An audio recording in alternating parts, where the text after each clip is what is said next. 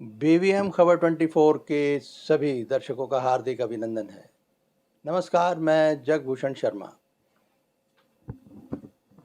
राजनीतिक चर्चा में हम आज फिर एक बार बात करेंगे कि किस तरह से हमास और जो इज़राइल का युद्ध चल रहा है, जिसको आज 14-15 दिन बीत गए हैं। गत 7 तारीख को यानी 7 अक्टूबर से ये शुरू हुआ है और ये युद्ध बदस्तूर अभी जारी है। ये क्या सूरत लेगा, ये इस पर हम बात करेंगे और इसकी पृष्ठभूमि के बारे में हमने अपने पहले एपिसोड में चर्चा की थी। तब भी मेरे साथ प्रमोद मनोचा जी थे, जो कि ग्रेफा के तो प्रधान हैं ही हैं, साथ ही ये आम आदमी पार्टी के जो ज़िला संयुक्त सचिव हैं और साथ में फार्मेसी के एमडी हैं। क्या नाम है आपकी फार्मेसी का? डोमार्फ फार्मेसी है। डोमार्फ फार्मेसी के एमडी हैं।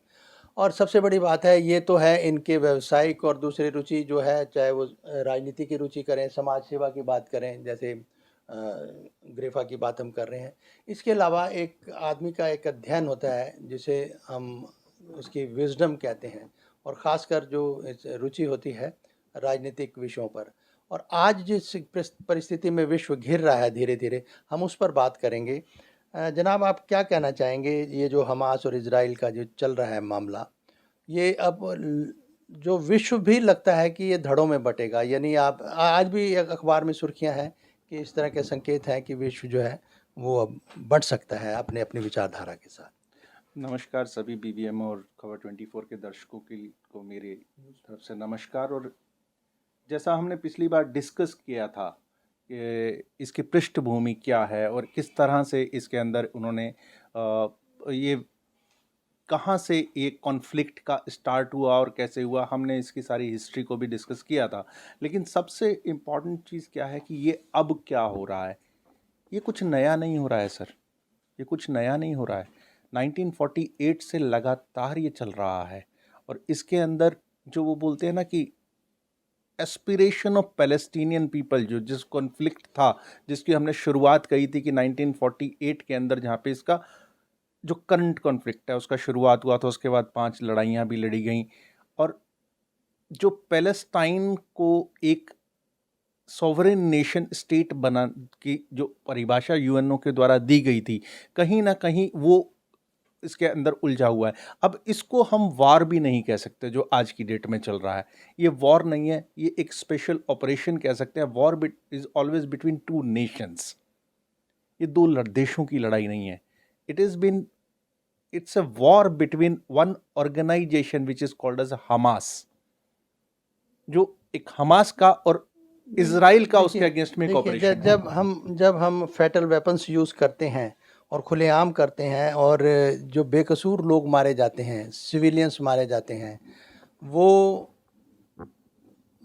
वार नहीं तो क्या कहलाएगा? ये एक युद्ध नहीं तो क्या कहला सकता है? क्योंकि ये कोई गुटों का झगड़ा नहीं है, विचारधारा का नहीं है, हक की लड़ाई हो रही है। तो क्या कहना चाहेंगे? हक की लड़ाई इसको कह सकते हैं कि आप इसको एक तरह से ये कह सकते हैं, बट यू कैनॉट वो बोलना चाहिए ना, आप इसको सपोर्ट भी नहीं कर सकते। जो हमास ने जो ऑपरेशन किया, सिविलियन वॉर स्टार्ट किया सिविल के ऊपर, जो this is what I am saying, उसको आप टेररिस्ट अटैक ही कह सकते हैं।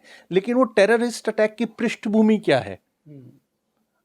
अब यहाँ पे बड़ा एक कॉन्फ्लिक्टिंग सा सिस्टम, यहाँ पे अजीब सा सिस्टम है।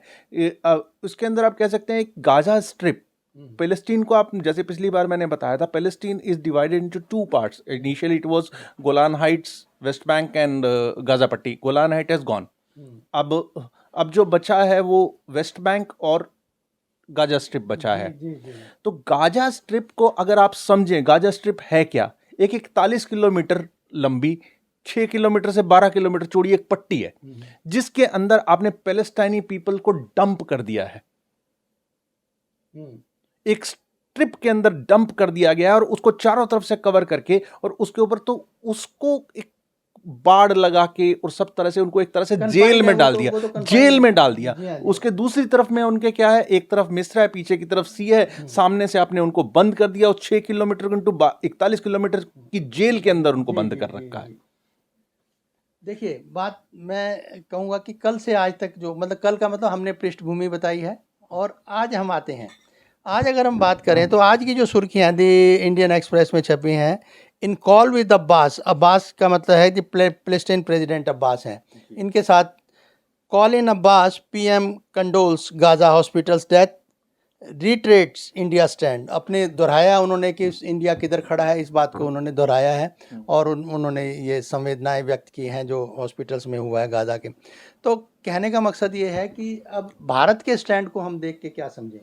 देखिए, भारत का स्टैंड शुरुआत से बहुत क्लियर रहा है। 1948 के अंदर जिस समय ये रिजोल्यूशन आया था, जिस समय लाया गया था कि पैलेस्टीन स्टेट को दो हिस्सों में डिवाइड करके इजराइल और पैलेस्टीन बना दिया जाएगा, भारत ने उसका उस समय विरोध किया था। लेकिन वंस इट वाज फॉर्म्ड और एक बार इसको बना दिया गया था, तो उसके बाद में भारत ने इस कॉन्सेप्ट को माना था और ये कहा था कि पैलेस्टाइन और इजराइल जो दो स्टेट हैं, उस दो स्टेट के ऊपर भारत की कॉन्सेप्ट बहुत क्लियर था।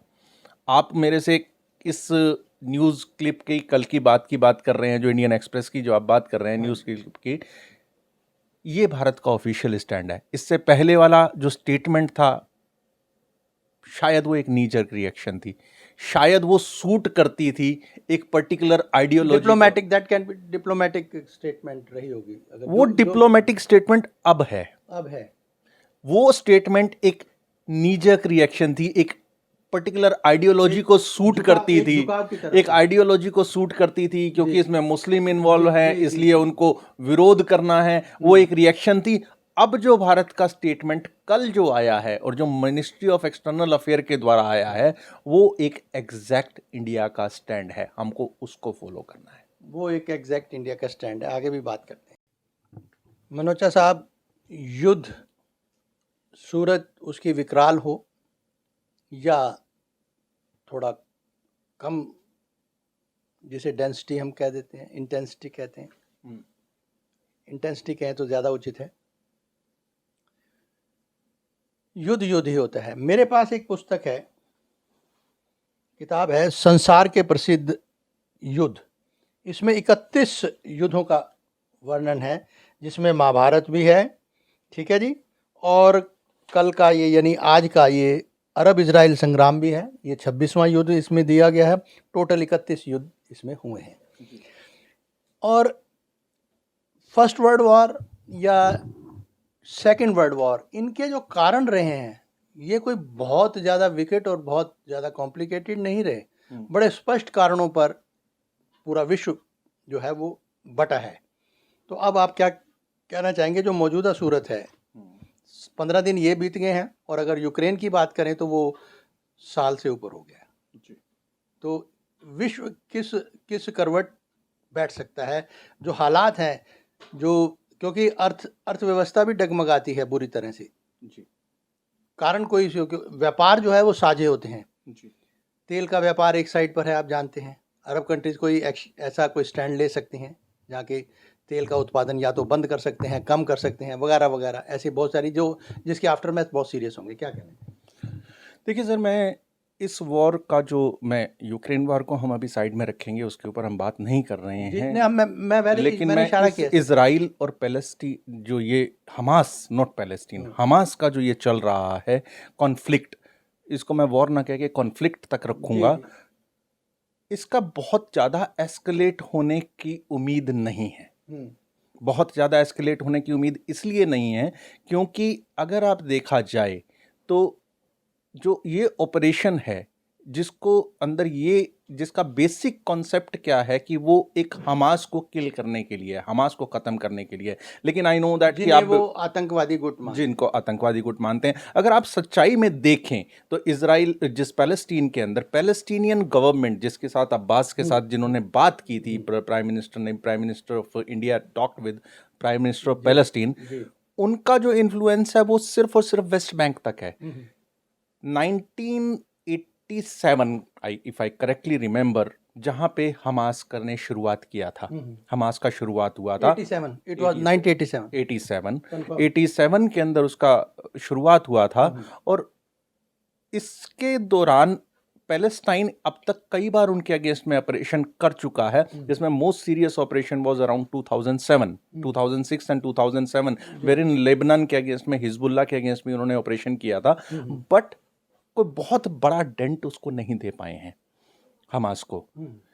रीजन बीइंग, जब तक पब्लिक सेंटीमेंट इन्वॉल्व है उसके साथ में किसी भी हमास नेचुरली तो आप उसको बहुत ज़्यादा कुछ कर नहीं सकते हैं, क्योंकि अगर आप देखें वर्ल्ड का क्या है कि दे से दैट कि we are very much with the aspiration of Palestine, तो हमास तो पैलेस्टीन एस्पिरेशन को ही रिप्रेजेंट करता है। क्या वर्ल्ड ने पिछले इतने समय में कोई सीरियस अटेम्प्ट किया है? इफ आई करेक्टली रिमेंबर 1991 के जो ओस्लो 1 एंड ओस्लो 2 के बाद में कोई सीरियस अटेम्प्ट इसको करने के लिए हुआ ही नहीं कि पैलेस्टीनियन को स्टेट को। देखिए सबसे बड़ी बात, एक और बात जो जो हम ये आतंकवाद या जिसे कहते हैं कि टेररिस्ट और ये कह तो देते हैं, बिल्कुल ठीक बात है। जो भी हुकूमत के ख़िलाफ़ आवाज़ उठाएगा वो कहीं ना कहीं इसी दायरे में आता है। भगत सिंह को ब्रिटिश हुकूमत ने टेररिस्ट ही कहा था।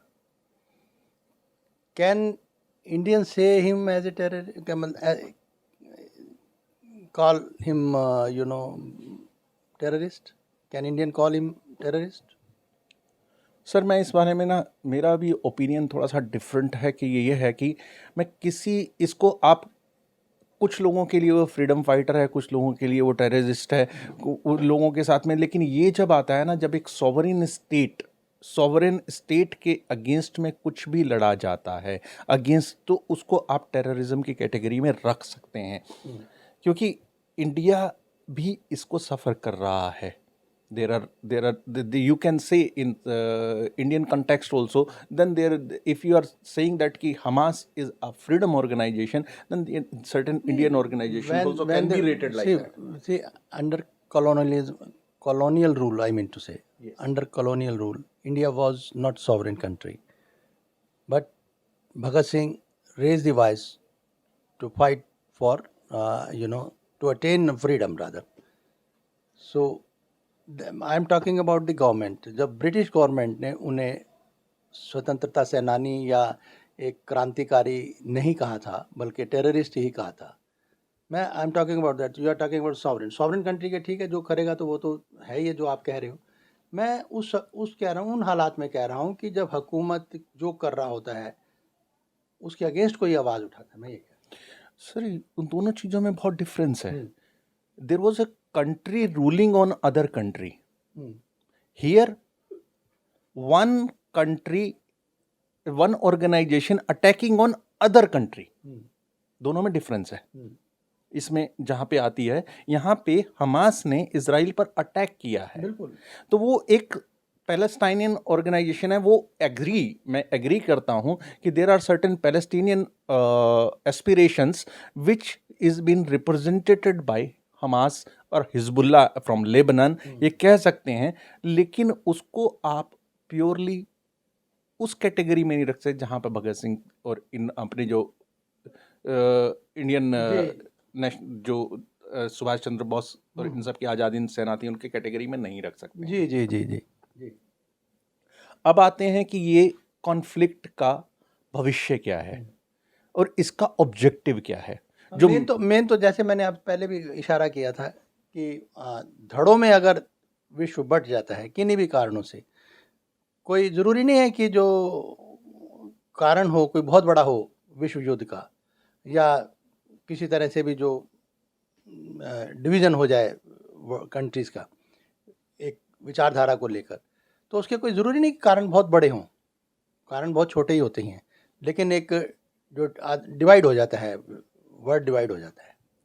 Very right. अगर हम फर्स्ट वर्ल्ड वॉर का कारण देखें तो it was just one assassination of archduke of Austria, जिसने इसको इस लेवल पे एस्केलेट किया और पूरा वर्ल्ड 4 साल तक लड़ता रहा। और सेकेंड वर्ल्ड वॉर का कारण क्या था?